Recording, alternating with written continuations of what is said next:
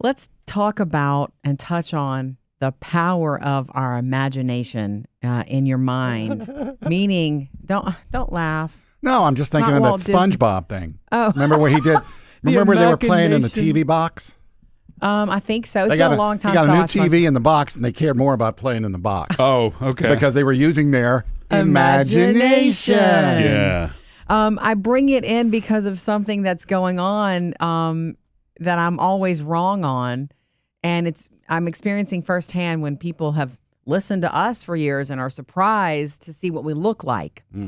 Yeah. Okay, Good surprise? Oh, I don't know what people are. Usually, it's just like you never look like I expected. And nobody ever looks like they expect if you don't have the visual to go with Correct. it. But the world's different today with social media. If you've seen both, and it is different. Yeah. But if you listen to podcasts and you're listening to a person, or you're listening to sound clips of a person, you don't know what they look like. Mm-hmm. You only have your imagination. Imagination. Yeah. And so I have been walking a lot lately and listening to podcasts and everything from diet and health and fitness to true crime. And that's why I bring it in. Oh my gosh.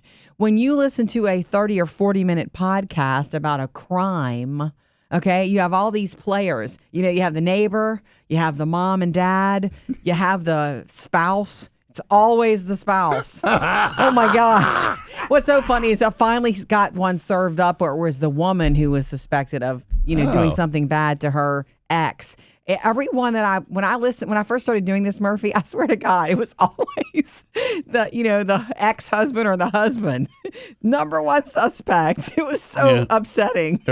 Are they also predictable when it comes to the neighbors? That the observations are always, well, he was just so quiet. You didn't, what I mean? It's always a little bit stereotypical, just kind of, I never saw this coming. He was the nicest man. Or I saw some weird behavior. Some of the ones on Netflix, they have that foreboding, but no one looked at the neighbors. And then the episode ends, and it's like, well, I know what the next episode is. Right. Actually, what's actually beautiful about some of the storytelling, even though it's gruesome stuff and sad and hard to understand stuff, the people who are the most willing to talk are the people who loved the person who's gone, who's been. Sure. So it's a best friend and someone who's missing that person desperately, and them telling the story is a part of their healing process, I feel like, whether you realize it or not. If you're the first one in line to tell a story because it means something to you, it's because you're hurting and you're carrying it around every day in your heart. Mm-hmm. And so it's good for them. Maybe cathartic is the right word for them to tell it. But anyway, my point being, once this is over and I get home, I walk for about 45 minutes usually and so sometimes I can get a whole true crime, podcast in. Yeah. Or something lighter and funnier sometimes, but I got home and I'll Google these people. I'll Google the killer. Oh. And it's never what I expect. Ever. What were you expecting? Or in my brain, I don't know, depending on the sound of the voice. It's so interesting that, and it's a good reminder for us for what we do, because I've heard that over the years. You guys don't look anything like I thought. Yeah. Or I thought you were married to the other one. I hear that one all the time. It makes sense to me that you can't even, you don't know what you really thought the person looked like. Your brain just, I think, tries to create the visual without rhyme or reason. Yeah. Yeah. It's true. And also where they describe the scene and all that, where the Netflix ones or the TV ones are, to me, are better because you can see the scene. It's not, you're not imagining where they found the gun hidden under a cushion because they always have a picture of it. Well, if they describe for instance, if they describe a bedroom to you, then it's really your bedroom. It's up to you, yeah. Which makes it scarier. Yeah, exactly. I think that's the reason that true crime podcasts are what they are today. It's not because the imagination is far more powerful than what you get visually. Mm-hmm. I mean, I don't know that one is inherently better than the other. No. But they're very, very different, vehicles, for lack of a better term, altogether. That's the term. And, I think that's why podcast or whatever you listen to in your earbuds is a more intimate experience, really. 100%. Whether it's music that you're listening to or, anything that's spoken word or anything like that, it's personal because it's truly just coming to you. It's just you and what it is that you're enjoying or listening to. Yeah. Experience. Yeah. Absolutely. Which is what, makes that really one of my favorite things. I think as a kid listening to the radio, It's like I used to listen to the Casey Kasem countdowns, and the first time I saw Casey Kasem when he had his TV countdown, like, well, that can't be Casey Kasem. That looks nothing like I pictured him. You know, this is a story you guys are going to love. My grandmother that you never knew, Mama Thelma, who was quite a character, a sweet, sweet soul. She always had the radio on, a country music station. You weren't allowed to go near and touch and change that radio. And there was I think he was an afternoon person on the air. I think his name was JR or something like that. She loved him and listened to him like it was her job. And she had a relationship with, in her mind, anyway, so I don't know how many years went by and she somehow saw him on TV and she was very distraught about it. She was like, that is not what I expected at all. And it changed everything. And the next time I went to her house, she had changed the station. Really? Yeah. And that was more she about didn't like her. the way he looked? Something about it messed with her. And it changed her relationship with him. And this is your grandmother that drank a lot too, though, right? She did. Yeah, right. She did. I didn't know if it was that. Look, she had a problem with alcohol before people were talking about problems with alcohol. Yeah. It was something that wasn't talked about in our family, but she was definitely drinking. I remember her drinking at 9 o'clock in the morning and thinking, this is what adults do. Anyway, bless her heart. Bless her heart. Going back to the murder in your imagination. So the murderer. When you come home, do you look at your bedroom or do you look at Murphy and think, I wonder if he could do this?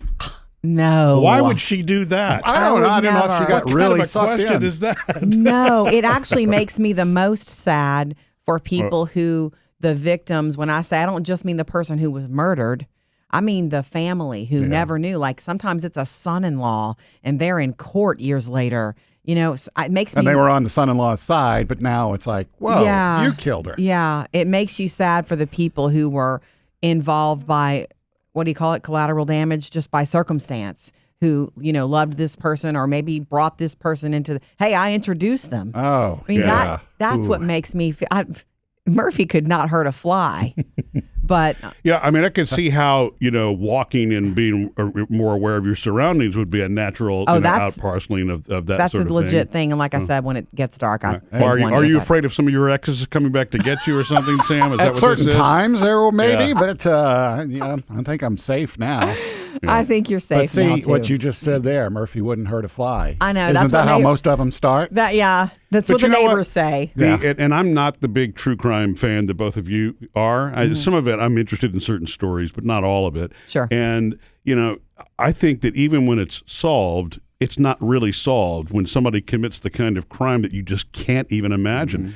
I don't even think that your head can really wrap around it as justified at any point, because they aren't justified. But you know what I'm saying, right? Yeah. You don't know how humanly something like that could be done. And even when you get to the episode, it's not like, okay, well, I understand now. No, you never get closure. But that was so funny that you say this, because that subject was touched on in the last one that I listened to. Because the investigators, the people who spent years trying to catch this person and caught this person because of DNA being what it is today, he left his DNA at the crime scene in the 80s or the early 90s, and nobody, they just put it was there, and they didn't know what to do with it. And now somebody reopened the case and they knew what to do with it, and they found the guy. So, but the investigator said the same. You never get closure. I don't believe in closure because you can't understand why. And you never really will know why. The person who did it may never know why. There's a dichotomy thing going on. Yeah, I never really thought of that, because the crime can be solved, but you still don't understand why, and then there is no closure. Yeah. Well, it's like the one you and I have recently watched, The Zodiac Killer. Right. We didn't watch it together, by the way. We didn't get together and watch it. Sam was watching it, recommended to me, and I watched it. All the evidence and everything they laid out, you're like, okay, I'm convinced, but the man died before there was trial, and it's like... Yeah, it's true. You'll never really know why. Yeah. And because he left so many of these ciphers, you can investigate it forever. Mm-hmm. Yeah. And they will continue to investigate it. People who are just curious, who they want some answers. So... Since you're doing both, do you prefer one experience over the other now? Both, watching or listening? Watching or listening? Because I honestly have never listened through a true crime podcast. Maybe I should check it out, because to me, I think about it kind of being like the old time kind of radio stories or whatever. Since sound effects and all, right? Since they produce things out in the interviews. There was a gunshot for true thunder. Somebody rattling sheet metal. Yeah. Oh, somebody's walking. To answer your question, for true crime, I think that I would prefer a documentary with visual and sound, like a documentary on a streaming service, because I would get the pictures. Yeah. And I want to know what the killer looks like, what the girlfriend looks like, what the neighbor looks like. I want to know what the judge looks like. I want all of that. I want to see the evidence. Yeah. But it's very convenient to have that to take with me while I'm walking.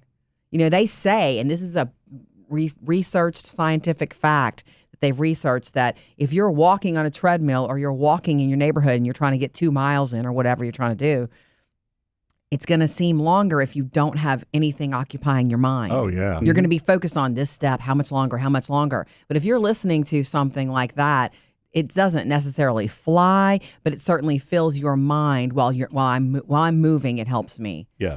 Pass the time. Mm-hmm. Have the audio ones? Are the audio ones more in detail? Because I haven't tried any of those out either. But are they in more detail than the video? They're not more in detail, but they understand. Somebody has listened.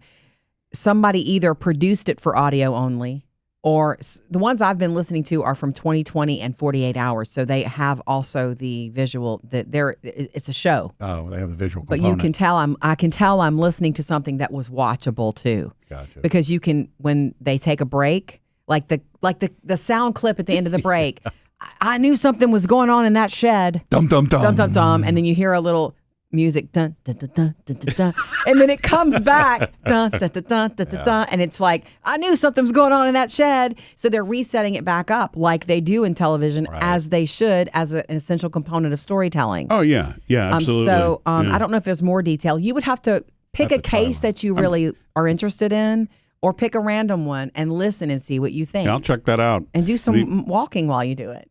You know, I can understand scene setting, like, you know, it was after sunset in a dimly lit area. Murphy. After a day's rain. Do they have any that are narrated by Bill Curtis? I have not listened to those. Somewhere somebody had to have, you know. My prediction is that, Sam, you would like them. Cold-blooded murder. Okay, Bill. Yeah. Sam, you would like them. Murphy, you would not like to let that into your mind. I know you. You would rather listen to a marketing book. You know, maybe, I wonder, though, if I could do it without the visual. Seriously. I get that the visual would be like more disturbing. It would be more disturbing, but the visual also kind of gives you, like, you become the detective. You see the clues. You start to make your own decisions based on what you see. Mm-hmm. Then you can come home and Google like I do, see the faces. Probably. But I'm guessing, as long as it doesn't like completely creep me out with whatever language they're using to describe. Yeah. Depends on how gruesome I guess it would become. Yeah, sometimes it's sad in your heart. Yeah. So, I don't know. I guess I should just at least try one. I mean, it is like the biggest genre podcast out there. So. It is the biggest genre, and it's great for when you're driving as well.